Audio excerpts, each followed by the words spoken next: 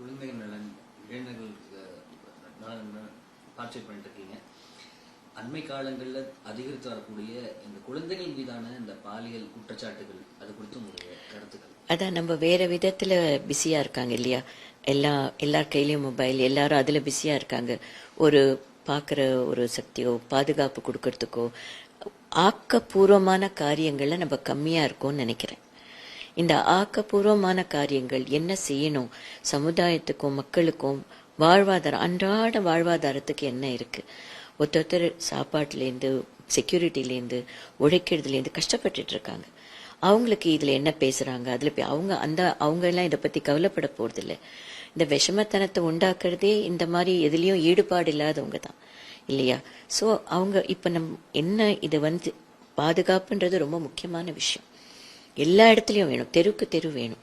இப்ப நம்ம யங்ஸ்டர்ஸோட எனர்ஜி எல்லாம் நல்லதுல போயிடுச்சுன்னு வச்சுக்கோங்க. ஓகே, நானும் உழைக்கிறேன், இந்த ஊருக்காக நானும் செய்யறேன், இந்த தெருவுக்கு நானும் பாதுகாப்பு கொடுக்குறேன், நானும் இருக்கேன், இதுல பார்ட்டிசிபேட் பண்றேன்னு இருந்தா அந்த கல்ச்சர் வளரும். ஸோ பாதுகாப்புன்றது எல்லாரோடைய பொறுப்பு, ஒருத்தரோட பொறுப்பு மட்டும் இல்லை, சமுதாயத்தோட பொறுப்பு.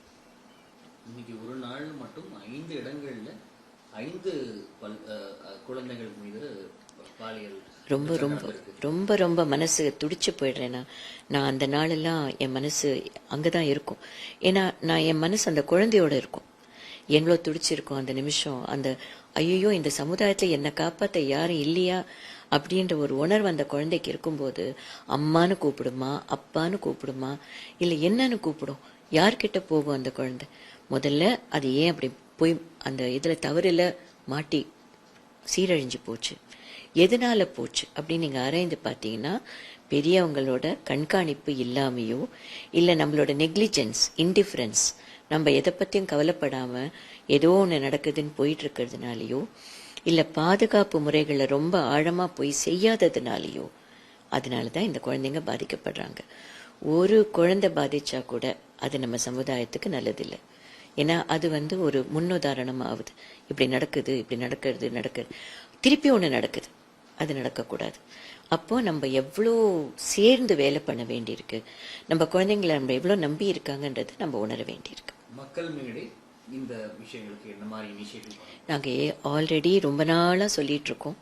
ரொம்ப நாளா குழந்தைங்களோட பாதுகாப்பு, குழந்தைங்களோட safety, abandon children, traumatised children, விட்டு போன குழந்தைங்க, குப்பை தொட்டியில போடுற குழந்தைங்க, காணாம போற குழந்தைங்க, அதான் குழந்தைங்க என்ன சித்திரவதையெல்லாம் அனுபவிக்கும். இன்னும் இப்ப அந்த சித்திரவதை போய் யார் வேணா தூக்கிட்டு போலாம், எங்க வேணா நாசம் பண்ணலாம் அப்படின்னு ஒரு பாதுகாப்பு இல்லாத ஒரு சூழலை நம்ம கண்டிப்பா ஒரு சமுதாயமா அட்ரஸ் பண்ண வேண்டியிருக்கு. 2.92 கோடிக்கும் அதிகமான மக்களின் உள்ளங்களை வென்ற தந்தி டிவியின் டிஜிட்டல் தளங்கள், 1.31 கோடி யூடியூப் சப்ஸ்கிரைபர்ஸ், 48 லட்சம் Facebook ஃபாலோயர்ஸ், 33 லட்சம் இன்ஸ்டாகிராம் ஃபாலோயர்ஸ், 23 லட்சம் எக்ஸ் ஃபாலோயர்ஸ், 11 லட்சம் தந்தி ஆப் டவுன்லோட்ஸ், 30 லட்சம் வெப்சைட் மந்த்லி ஆக்டிவ் யூசர்ஸ், 16 லட்சம் வாட்ஸ்அப் ஃபாலோயர்ஸ். அசுரபலம் கொண்ட எங்கள் டிஜிட்டல் கரங்களில் உங்கள் விளம்பரங்களை சேர்க்க வாட்ஸ்அப் பண்ணுங்க 8939888378. Email advttanditv@dttv.in.